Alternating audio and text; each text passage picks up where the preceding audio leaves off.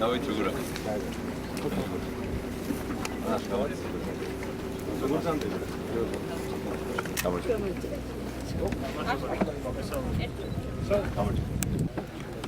როგორ ახლა შევიდეთ? კარგად, ეკარადობა მოკითხისთვის როგორ გალე.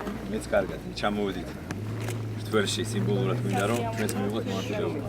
ცოტა დამახინჯებით გავცეთ ინფორმაცია მედიაში.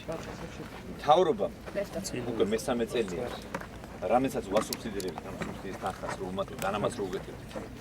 აბსოლუტურად იგივე დანამატი გავაკეთეთ წელსაც. ცოტა გამოწია. ანუ თეთრზე იყო 15 თეთრი იყო, 35 თეთრი იყო და 15 იყო შავი წელსაც.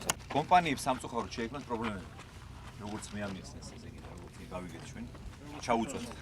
თვითონ როგორც აქვს ეს ინფორმაცია. ეს მედია თქვენ თვითონ გაიწიეთ, რა მე ამ ხალხს ველაპარაკებ, თქვენთან არ მაქვს ლაპარაკი.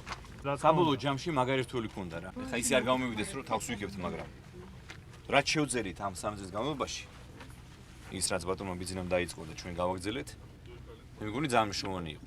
ურძენს, ასე ვთქვათ, ფასი დაედო, ლეხმა დააფასა და ვაზ დაედო, რაც თავარია ფასი. 4000 ჰექტარზე მეტი გაშენდა ახალი ვაზი, იმიტომ რომ გელს мотиваცია გაუჩნდა, რომ ღირს ურზნის მოყვანა.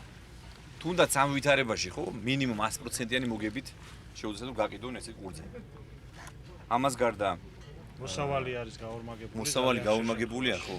და 300 მილიონ ლარზე მეტი დაახლოებით 300 მილიონ ლარი შემოვიდა. 70 მილიონი მარტო წელს დაემატა. და 70 დაემატა. მინიმუმ ეხლა. მეღვინეობა არის სტრატეგიული ასე ვთქვათ მიმართულება ჩვენი ქვეყნის. ამას უნდა ძალიან დიდი ყურადღების მიქცევა. რომ ვაზი და ღვინის ასე ვთქვათ კულტურა ჩვენთან არის როგორც რომ მეთქვენ ეროვნული იდენტობის სტოლფასი. ამიტომ ამას სჭირდება განსაკუთრებული ხელშეწყობა.